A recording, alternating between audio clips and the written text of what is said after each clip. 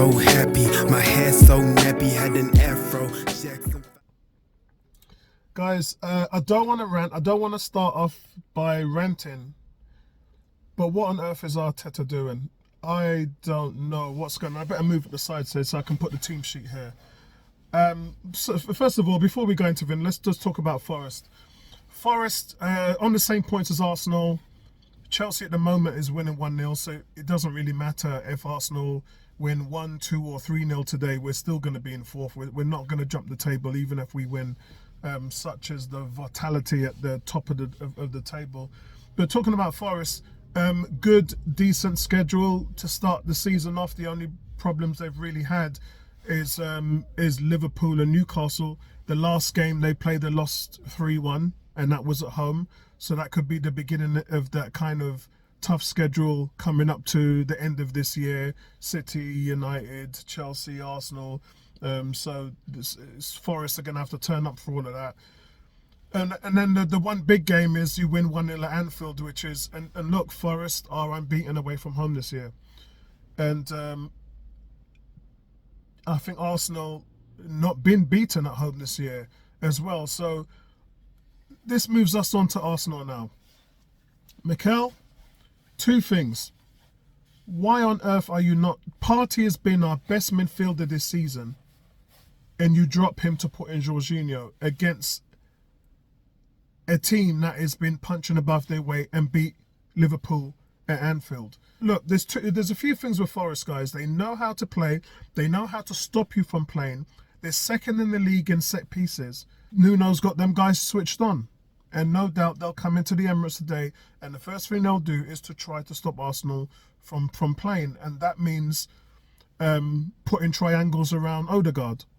And they'll do it really well. They did it against Liverpool. They've done it against a couple of other teams this season, and there's no reason to think that Forest are not going to come here without a game plan. So the first thing for me is that you don't drop Thomas Partey in this game. You just don't play into the hand of what Forest are trying to do, and Mikel's done that by putting Jorginho on. And look, nothing against Jorginho, but Partey's been lights out this season. He's been lights out. And then the second thing, which is the most worrying, is Jesus. Look, I think he's been where he's needed to be this season, which is playing on the flanks, and I've been asking for that for the last few seasons. But the striker experiment for Jesus ended a long time ago. You went to that well last Christmas. You started him against Fulham and West Ham when we were top of the table, and we lost both games. We had nothing up front. Nothing. And so for 4 months, you didn't do anything. You dropped Jesus and he didn't play. And you went back to that well again. And what happened? You lost against Aston Villa. And for me, then the title was over. So the last 3 games that you've started this guy in the Premier League, we've basically died up front and done nothing. He's half the player that Havertz is up front. And we're talking about the technical ability, the hold-up play, the running into the channels. He doesn't run into the channels. He just doesn't do that. His forte is taking the ball and dribbling at defenders. He's probably the best in the team at that, if I've got to be honest. But he's too indecisive in his positioning. He's got worse in regards to his decision-making. Jesus was a guy who developed goals, developed assists, creativity. And as the years have gone by, that's just waned. And right now he gets the ball and he just doesn't know what to do with it. And he takes too long to make decisions, takes too long he doesn't shoot.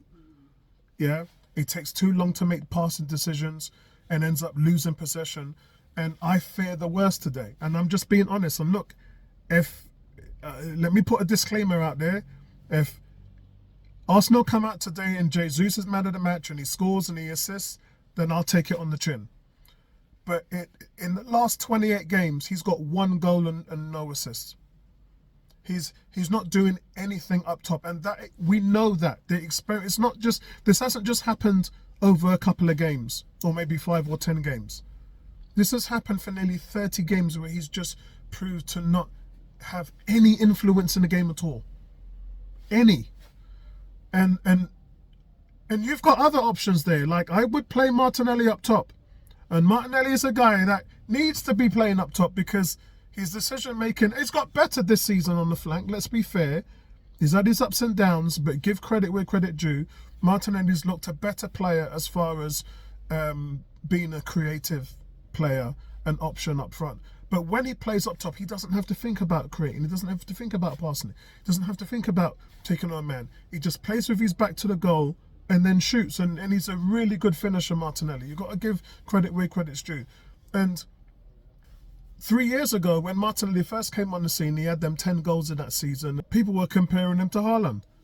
And 3 years later, he's not been developed as a striker. He's been developed as a winger.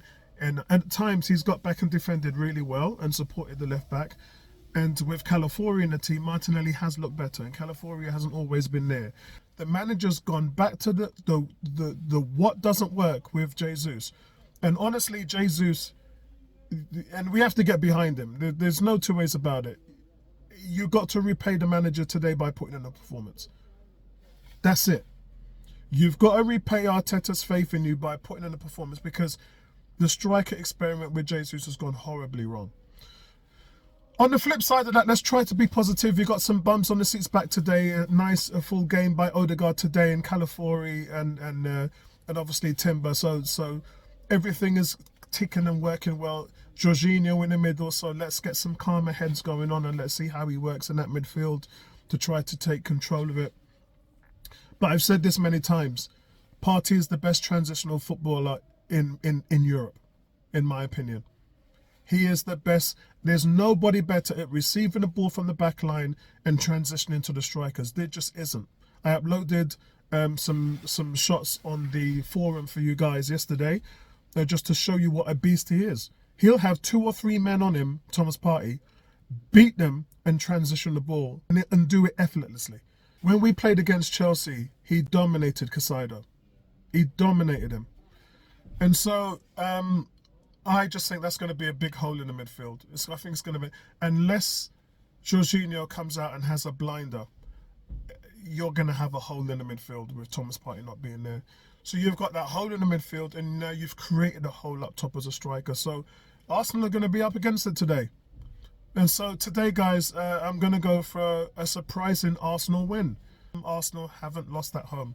So it's really for Arsenal to do their due diligence today and put in, it's been 4 games without a win. They cannot get to 5 games without a win.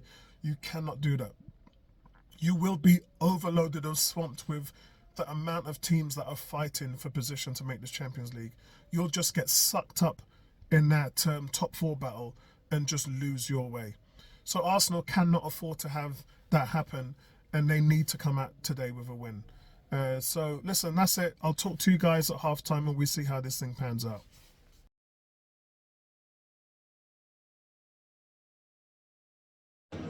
Hey guys, it's halftime. It's Arsenal 1, Nottingham Forest 0, and all or most of the fears that I've had before the game have sort of been alleviated, and I'll explain why. So first of all, Arsenal really coming out the box with authority, and regardless of the deficiencies in the team sheet, and believe me, there is still quite a few deficiencies, not having Partey, not having Havertz in there, we've been able to make it work, and I'll explain why. Now first of all, up front, Jesus has continued to really be a non-factor in the game, but what Arteta's been doing is he's been able to sort of flex Trossard, who's having a brilliant game so far today, to rotate him. So that means that Jesus is we've seen him out right, we've seen him out mostly on the left-hand wing. So it's not really been in the middle as much to influence or not influence the game in Jesus's state. But Trossard has been that guy who's been able to influence the game, and it's been fantastic. We've seen him in through the middle. I would say about 70% of this half he's been playing through the middle. We've seen him on the right facilitating the triangles with Saka and Odegaard. Odegaard has just been lights out, absolutely lights out. Odegaard's out there having fun, creating, playing passes, getting into positions, beating a man 3 times. We've seen him play the rope-the-dope on defences, just leaving them standing while he's running into attacking stages. It's been great to watch. The football has been fantastic to watch. My only real complaint though is the scoreline. Honestly, the balls come across the 6-yard line 4 or 5 times here. Arsenal, 11 shots, 5 on target. Forest, 2 shots, none on target. It's really been one-sided this first half, and a lot of that is thanks to the tactics. I did say that we're gonna live and die on the tactics in this game in regards to what Jesus is doing, and we've fairly, one must say, been able to deal with that by moving him out wide, and that's nullified not having Havertz in the middle. In the midfield, not having as much luck, but how we're dealing with the loss of Partey is that we've been able to drop Moreno back in the midfield to double pivot with Jorginho, so that's helped. I'm not saying it solved the problem, but it has helped. And it's been able to sort of give Jorginho that flexibility to not be under too much pressure. In other words, Nottingham Forest has not been able to play overloads on us in the midfield for that one reason. So we're managing the situation here, guys. That's the best thing for me to say. We should be at least 2 or 3-0 up in this half. Because Chelsea won at 2-1 at Leicester, that means that we've got to win by at least 4 clear goals. So a 4-0 win today would see us jump into 3rd position. Not sure it's going to happen, but the first half, if that's anything to go by, we've created chance after chance after chance after chance. The only thing for me, though, is this stinks of Brighton all over again. Referee, unbelievable decisions booking 3 of our players. It's the bookings get worse as they go on. The last one with Saka, high kick, but he wins the ball and before the player even gets there. So he has time to put his foot up in the air, win the ball, and then back out of the challenge. So the defender doesn't even touch him, and the referee still gives a yellow card. And so Arsenal really battling against 3 yellow cards here. I can see at least 2 of those players being taken off in the second half to kind of deflate that curse of having another red card. But Mikel's got to make that decision sooner rather than later, just so that we don't get ourselves into a hole. But overall, really happy with the type of football for 25-30 minutes, just really dominating the play, playing on the front foot, getting Odegaard into those positions and him having those triangles and overloads working on that right-hand side. Just really some sensational football by Arsenal. But really, guys, we should be well up now, and all it takes, just like against Brighton, is for us to get a 2nd yellow card, and then we're going to be in a hole, which is just what you don't want. And so for me, we have to come out and be a little bit conservative on those guys who've got red cards, try to get them off and rotate, and then get on the front foot again and put Forest under pressure. Speak to you guys at full time.